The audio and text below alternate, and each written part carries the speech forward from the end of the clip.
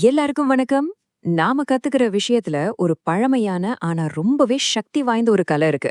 இப்போ இருக்கிற டெக்னாலஜி அந்த மறக்கப்பட்ட கலைய எப்படி திரும்பவும் கொண்டு வருதுன்னு தான் நாம இன்னைக்கு பார்க்க போறோம். நம்ம எல்லாருக்குமே இது நடந்திருக்கும் இல்லையா? மணிக்கணக்கா உட்கார்ந்து படிப்போம்.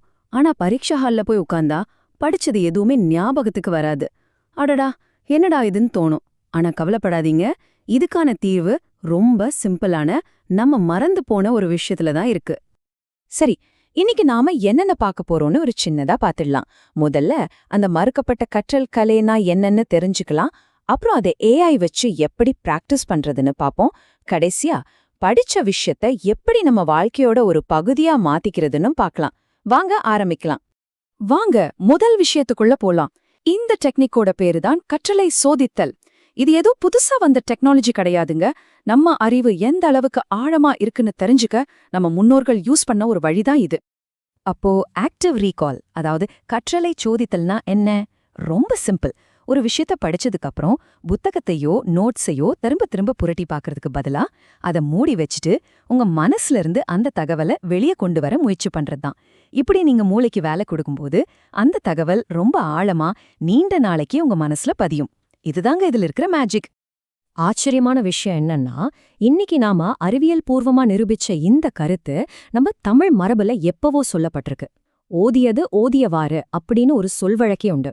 அதாவது படிச்சத படிச்சபடியே திரும்ப சொல்லி பார்க்கணும். யோசிச்சு பாருங்க, ஆயிரக்கணக்கான வருஷத்துக்கு முன்னாடி நம்ம முன்னோர்கள் சொன்ன அதே விஷயத்த தான் நாம இப்போ ஆக்டிவ் ரீகால்னு சொல்றோம். சரி, இந்த சூப்பரான டெக்னிக்க நாம எப்படி சுலபமா பிராக்டிஸ் பண்றது? அதுக்கு தான் இப்போ நம்ம கையில ஒரு பவர்ஃபுல் டூல் இருக்கு.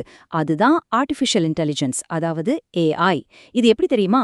நமக்காகவே 24/7 வேலை செய்யற ஒரு பர்சனல் டீச்சர் மாதிரி.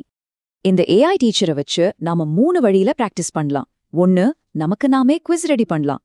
2வது, சாக்ரட்டிஸ் மாதிரி கேள்வி கேட்டு நம்மளையே ஆழமா சிந்திக்க வைக்கலாம். 3வது, நம்ம நோட்ஸ்ல ஏதாவது தப்பு இருந்தா அதை கண்டுபிடிக்க சொல்லலாம். இது எப்படி வேலை செய்யுதுன்னு பார்க்க வாங்க நம்ம சிலப்பதிகாரத்தையே ஒரு உதாரணமா எடுத்துக்கலாம். சரி, முதல்ல நம்ம ஏஐ டீச்சர் கிட்ட சிலப்பதிகாரத்திலிருந்து ஒரு குவிஸ் ரெடி பண்ண சொல்லுவோம். இது மூலமா நம்ம படிச்ச விஷயங்கள் எந்த அளவுக்கு ஞாபகம் இருக்குன்னு ஒரு குவிக் செக் பண்ணிடலாம். இங்க பாருங்க, கேட்ட உடனே நொடிப்பொழுதில் ஏஐ ஒரு சூப்பரான குவிஸ உருவாக்கிடுச்சு. இதுல எம்சிக்யூ, ட்ரூ ஃபால்ஸ், சின்ன பதில் சொல்ற மாதிரி பலவிதமான கேள்விகள் இருக்கு. ஆசிரியர் யாரு, எத்தனை காண்டம் இருக்கு, மெயின் கேரக்டர்ஸ் யாரு, இப்படி பேசிக்கான விஷயங்களை செக் பண்றதுக்கு இது ஒரு அருமையான முதல் ஸ்டெப். ஓகே, குவிஸ் முடிஞ்சது. இப்போ இன்னும் கொஞ்சம் ஆழமா போலாம். அதுக்கு தான் சாக்ரட்டிக் முறை. இந்த முறையில ஏஐ நமக்கு நேரடியா பதில சொல்லாது. அதுக்கு பதிலா நம்மகிட்ட கேள்விகளா சேட்டு நம்மளையும் யோசிக்க வச்சு பதில்களை நாமளே கண்டுபிடிக்கிறதுக்கு வழி காட்டும். ஒரு மாதிரி டிடெக்டிவ் வேலை மாதிரி. உதாரணத்துக்கு இந்த உரையாடல் இப்படிதான் ஆரம்பிக்குது. ஏஐ ரொம்ப சிம்பிளா சிலப்பதிகாரத்துல கண்ணகி எப்படி முதல்ல அறிமுகமாகறாங்க அப்படின்னு கேக்குது. இதுக்கு நாம அவங்க கோவலனோட மனைவியா அறிமுகமாகறாங்க அப்படின்னு பதில் சொல்றோம். இது ஒரு சிம்பிளான பதில். ஆனா ஏஐ இதோட நிறுத்தாது. இங்கேதான் இந்த முறையோட பவரே இருக்கு. பாருங்க, ஏஐ உடனே என்ன கேக்குதுன்னு. சரி, அவங்க கோவலனோட மனைவி மட்டும்தானா? அவங்களோட வேற குணங்கள் பத்தி ஏதாவது சொல்லியிருக்காங்களா? பாத்தீங்களா? இப்போ நாம இன்னும் ஆழமா யோசிக்க ஆரம்பிப்போம். இந்த உரையாடல் இப்படி போக போக ஏஐ இன்னும் ஆழமான கேள்விகளை கேட்கும். உதாரணமா, மதுரையை எரித்த அந்த கோபம் அவளோட எந்த குணத்தை காட்டுது? இது அவளோட ஆரம்பகால பொறுமைக்கு முரணா இல்லையா? இந்த மாதிரி கேள்விகள் மூலமா கண்ணகிங்கிற ஒரு கதாபாத்திரத்தை நாமளே அலசி ஆராய ஆரம்பிச்சிடுவோம். கடைசியில என்னாகும்னா, இந்த உரையாடல் வழியா நாமளே கண்ணகியோட கேரக்டரை பல கோணங்கள்ல புரிஞ்சுக்குவோம்.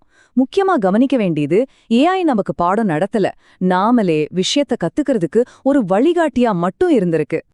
சரி, கடைசி வழிமுறை, நம்ம ஏஐ டீச்சரை ஒரு ப்ரூஃப் ரீடர் மாதிரி யூஸ் பண்ணலாம். நாம சிலப்பதிகாரம் பத்தி எடுத்த நோட்ஸ்ல ஏதாவது தப்பு இருக்கான்னு செக் பண்ண சொல்லுவோம். இங்க பாருங்க, இடது பக்கம் இருக்கிறது நாம எழுதின தப்பான நோட்ஸ், வலது பக்கம் ஏஐ திருத்தினது. காப்பியம் எழுதுற நூற்றாண்டு, காண்டங்களோட எண்ணிக்கை, அப்புறம் ரொம்ப முக்கியமான ஒரு தப்பு, கண்ணகி நீதி கேட்டது பாண்டியன் நெடுஞ்செழியன் கிட்ட, சேரன் செங்குட்டுவன் கிட்ட இல்ல. இந்த மாதிரி சின்ன சின்ன தப்புகளை ஏஐ கரெக்டா கண்டுபிடிச்சு சரி பண்ணிடுது. இது நம்ம புரிதலை ரொம்பவே தெளிவாக்கும். நாம இப்ப பார்த்த இந்த டெக்னிக்ஸ் எல்லாம் சும்மா பரீட்சையில மார்க் வாங்குறதுக்கு மட்டும் இல்லைங்க. நாம கத்துக்கிட்ட அறிவை நம்ம வாழ்க்கையோட ஒரு பகுதியா உண்மையான ஞானமா மாத்துறதுக்கு தான்.